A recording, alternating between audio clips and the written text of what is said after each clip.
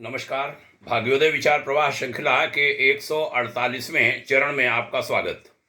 आज रविवार 26 मार्च 2023।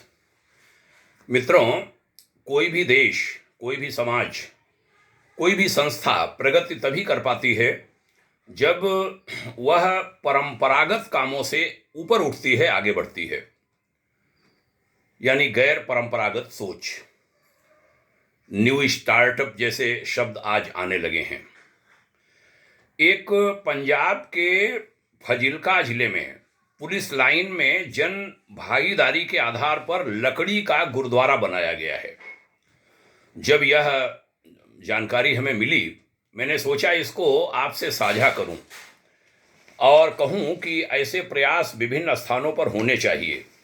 यानी जो परंपरागत निर्माण सामग्री लगती है उसकी जगह केवल लकड़ी से गुरुद्वारा बना।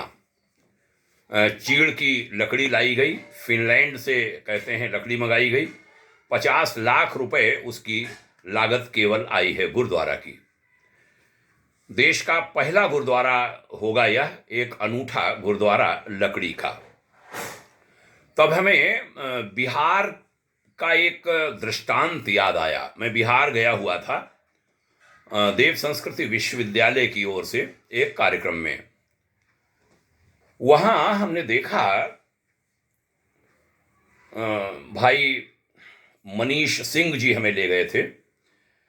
अभयानंद जी थे अपर पुलिस महानिदेशक, बीएमपी कहते हैं वहां, बिहार मिलिट्री पुलिस। बीएमपी के एडीजी थे और वही हेड थे वहां। बाद में वो डीजीपी बने, बिहार के पुलिस महानिदेशक। उनसे जब भेंट कराई, एडीजी साहब को कुछ लगा होगा ये सज्जन आए हैं, कुछ चीज़ें हमने भी बताई अपनी संस्था की, विश्वविद्यालय की। उन्होंने हमसे पूछा कितना समय है आपके पास। हमारी ट्रेन थी 1-1.25 घंटा बाद, शायद लखनऊ आना था या हरिद्वार जाना था, मैं भूल रहा हूँ। तो उन्होंने अपने ड्राइवर को आदेश किया, गाड़ी लगी, हमें अपनी कार में बिठाया। मनीष जी गायत्री परिवार की कार से पीछे पीछे चले। रास्ते में उन्होंने बताया कि मैं आपको कुछ दिखाने चल रहा हूँ, और वह हमें ले गए बिहार मिलिट्री पुलिस के हॉस्पिटल के पास। हॉस्पिटल में ले गए, अंदर दिखाया। बहुत अच्छी अच्छी मशीनें, बहुत सारी चीज़ें वहाँ थीं, बहुत अच्छी सुविधाएं थीं। मैं प्रश्नवाचक दृष्टि से उनकी ओर देख रहा था, क्या खास है यहाँ। तब उन्होंने वो खास बताया। उन्होंने कहा हमारे पास बजट में पैसा नहीं था। हमारे पास जो जानकारी दी, शायद 16,000 के ऊपर जवान हैं पूरे प्रदेश में, बीएमपी में। उनके इलाज के लिए हॉस्पिटल है और उनके परिवारों के लिए। तो हॉस्पिटल की हालत बड़ी खस्ता थी, सरकार से कुछ पैसा नहीं मिल पा रहा था। तो उन्होंने एक प्रयोग किया अपने सभी कमांडेंट्स, जैसे हमारे यहाँ पीएसी होती है वैसे वहाँ बीएमपी है, अपने सभी कमांडेंट्स और आईजी डीआईजी की मीटिंग बुलाई और उनको जबानी कहा, कोई आदेश भी नहीं किया, जबानी कहा कि अपने सभी लोगों से हमारा संदेश कहिए कि तुम्हारा अपना हॉस्पिटल है, इस हॉस्पिटल की मरम्मत में सभी लोग जन सहभागिता, जन भागीदारी से सहयोग करें तो हम इसको बढ़िया बनवा सकते हैं। और कोई राशि नहीं रखी, 10 रुपए से लेकर और ऊपर चाहे जितना जो करना चाहे। और वो जन सहभागिता से पूरा हॉस्पिटल एक क्लास का बन गया था। कुछ सुविधाएं वहां ऐसी तक हो गई थी जो बिहार के सरकारी अस्पतालों में नहीं थी। ऐसा बड़ा सुंदर हॉस्पिटल उन्होंने जन सहभागिता के आधार पर बनवा दिया था, उसके सहयोग से। बाहर निकले, एक उनकी बात ने हमें और हतप्रभ किया। हमारी पीठ थी एक दीवार की ओर। बोले मिश्रा थोड़ा पीछे मुड़िए। मैं पीछे मुड़ा, एक पत्थर लगा था। बोले ये पत्थर देखिए। फिर मैंने पूछा क्या, तब तक मैं पढ़ चुका था लगभग उसको। उसमें बड़ी खास बात लिखी थी।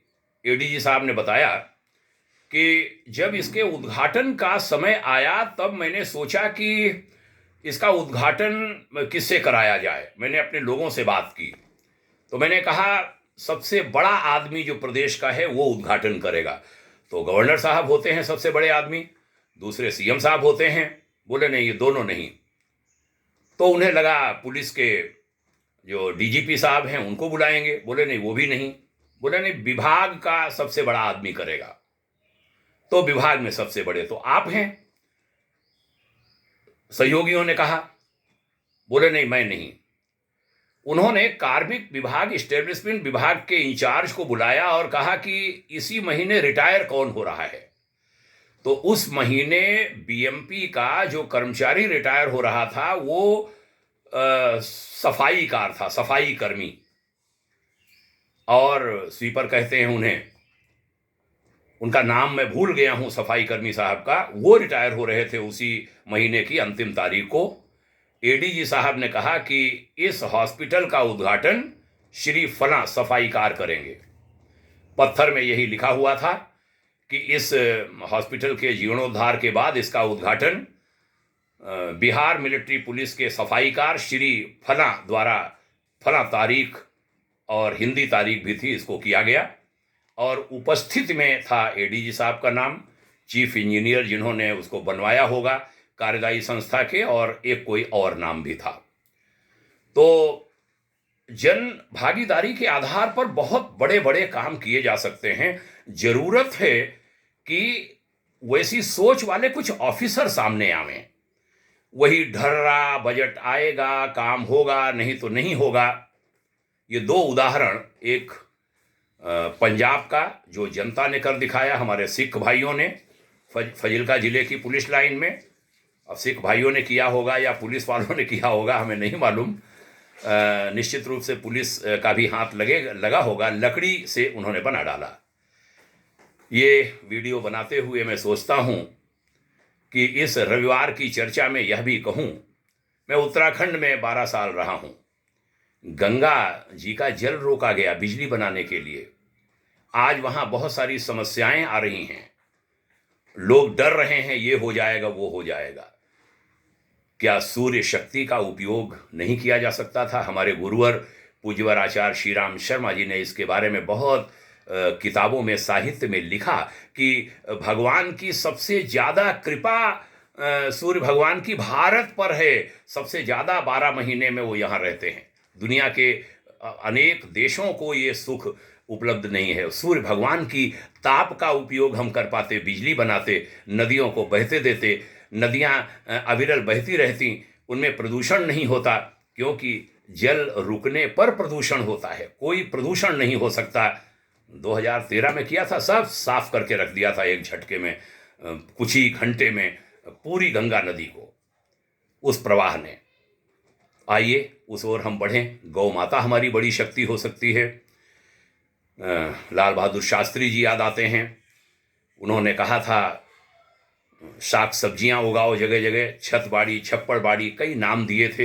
हमारे गांव में तो छप्परों पर, मुडेरों पर सब्जियां होती रही हैं। आज खरीदने जाते हैं, बढ़िया जैविक सब्जियां होती थीं।